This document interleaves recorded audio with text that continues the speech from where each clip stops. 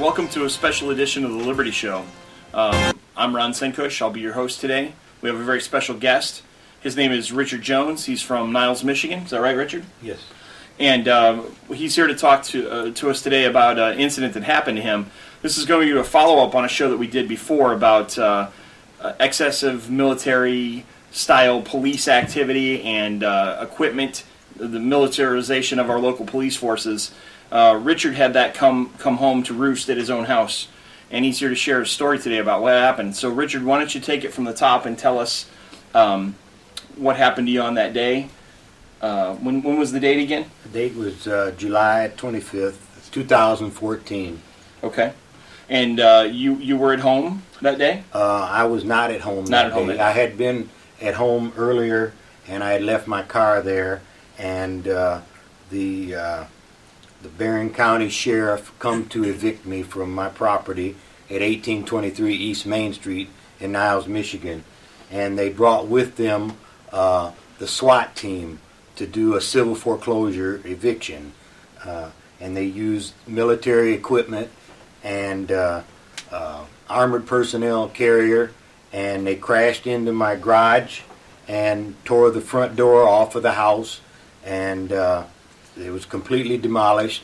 And they told the neighbors at that time to stand back because they had a shoot-to-kill order.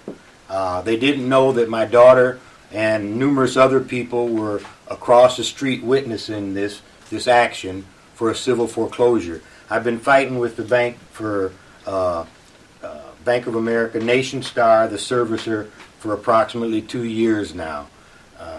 And there's never been any altercation, never been any controversy in court other than Judge Wiley threatening me with contempt for filing additional paperwork into the court.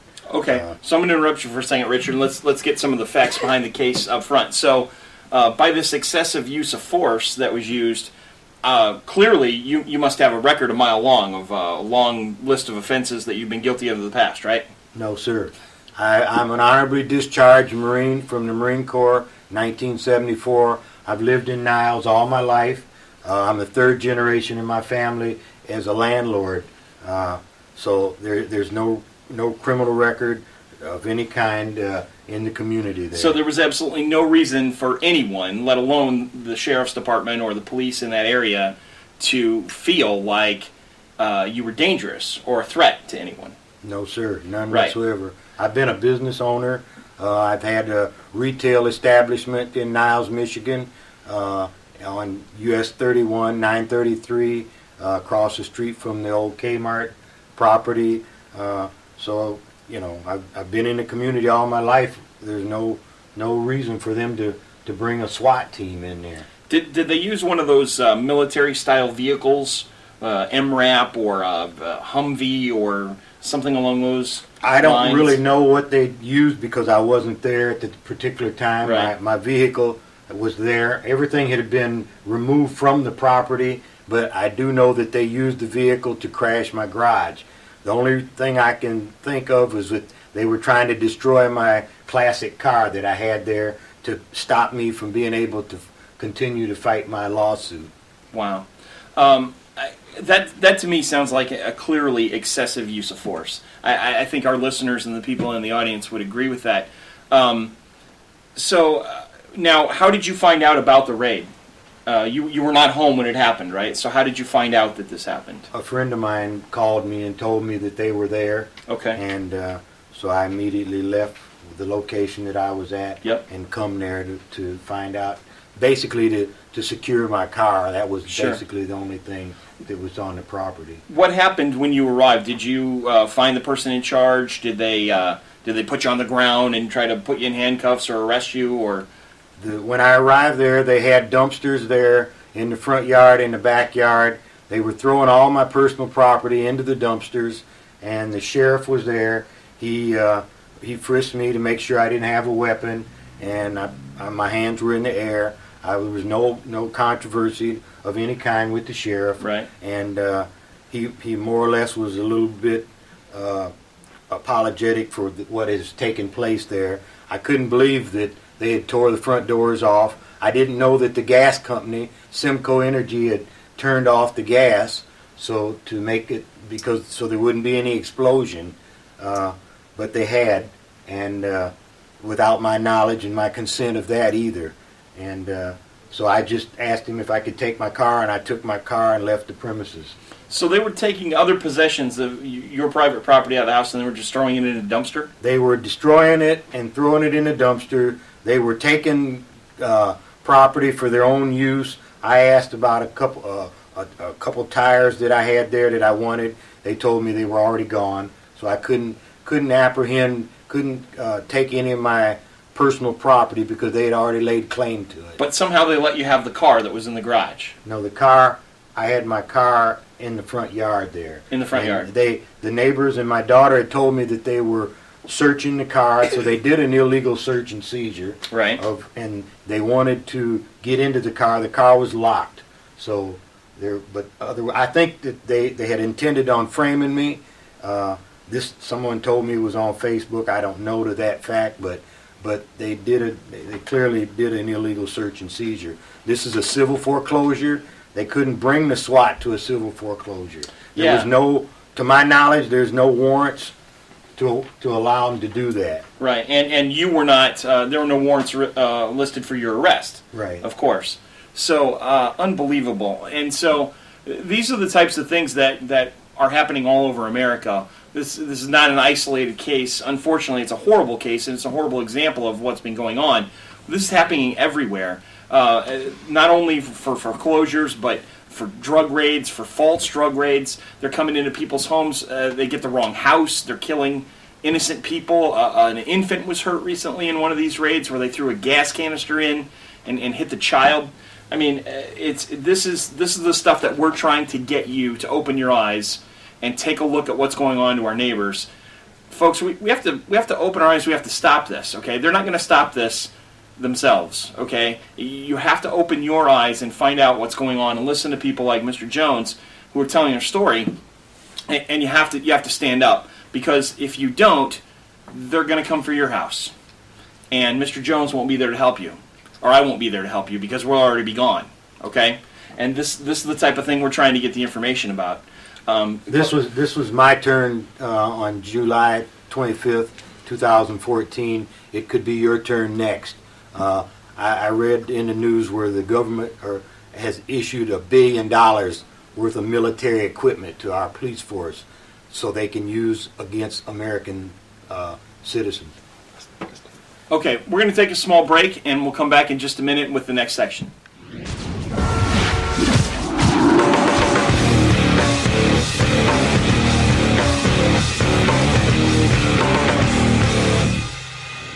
When was the last time you took a good look at the kind of equipment law enforcement officers are using in your town? Do your city cops carry a baton or a sidearm? Maybe they keep a shotgun in their cruiser, or maybe they drive around in a militarized armored assault vehicle. What I'm getting at is that the line between local police officers and battlefront soldiers has slowly been blurring over the last decade, aided by more than $34 billion in federal grants by the Department of Homeland Security.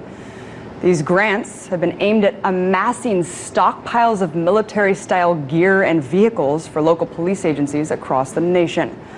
And I'm not just talking about places like New York or LA, where more residents and crime equates to a greater law enforcement presence. No. Well, Chattanooga's SWAT team now has a new tool to fight crime, a joint grant paid for the Lenco Bearcat for area police. The new armored truck will help law enforcement save lives. Keene City Councilor Mitchell Greenwald supports the $285,000 federal grant that would buy a Lenco armored vehicle similar to one of these. In fact, the City Council already approved it. The Bearcat has several features designed to help law enforcement. It can fit 10 to 12 fully equipped SWAT members inside. There are slots to shoot chemical agents out of, spotlights, and a faster response time. An outside intercom system allows negotiators to work closer to the action. What you just saw is a perfect example. It's towns like Springfield, Ohio, who've been arming their sheriff department with $20,000 in war toys that are usually reserved for the front lines of Afghanistan. Or other small towns that are picking up big guns for their local police stations. Chemical agents, a spinning turret, and military armor. Yeah, because that's exactly what small town neighborhoods need. This is an ongoing and frankly an alarming trend in the U.S. Do police really need assault weapons, Army helicopter, sound cannons, and tanks rolling down our streets? This is a question we should all be asking ourselves. Look, guys, the fact of the matter is that while police may still be overstepping their authority in the same way they did 50 or 60 years ago, they certainly look a hell of a lot different now. Check this out. It's an infographic displaying the evolution of police gear over time. Look at the officer on the left, armed with a billy club and a gas mask to disperse protesters at the 1968 DNC in Chicago. From there, you start seeing the more stereotypical police outfit we've grown more accustomed to seeing today, armed with a sidearm and radio like officers wore during DC's Million Man March in 1995. But over the last few years, the military surplus that's poured into local police departments have officers today decked out like the cop on the right, which is what they wore during the Occupy Oakland crackdowns in 2011. Yep, cops who look more like they belong on a set of Star Wars than they do on our streets. They're fitted with body armor, Kevlar helmets, flash grenades, tear gas canisters, rubber bullets, tasers, and shotguns. So, when did police go from being peace officers to stormtroopers? It's not like dissent in America has really evolved that much. Here, check out these protesters from the DNC in 1968, the Million Man March and Occupy Oakland. Other than Technicolor, they pretty much look the same. What this trend really signifies is a slow transformation into a military police state. We now have police dressed like Army Special Forces, driving armored tanks and holding assault rifles, the sight of which alone is enough to terrify innocent people into submission. The militarization of local police departments is not only changing the way peaceful communities once looked, it's also bringing the battle mentality to our neighborhoods. We may not see police as a threat to us now, but when peace officers are geared up like soldiers, they'll eventually act like they're going to war.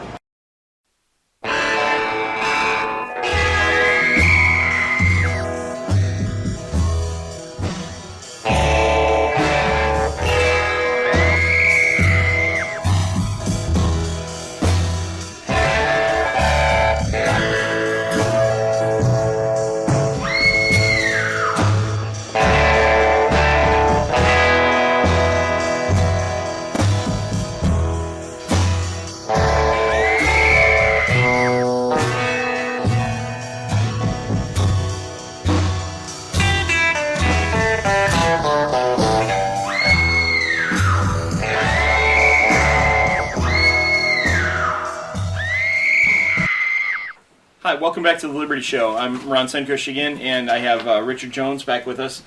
He wanted to briefly talk one more time about this document that he received back from who did this come from? The Michigan Court of Appeals. Yep, please go ahead.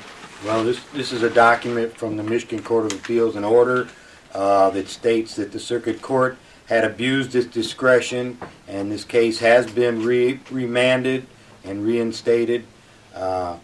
We actually lost our home because of $52 worth of transcripts that the Judge Donahue's secretary refused to release into the court record. So, okay.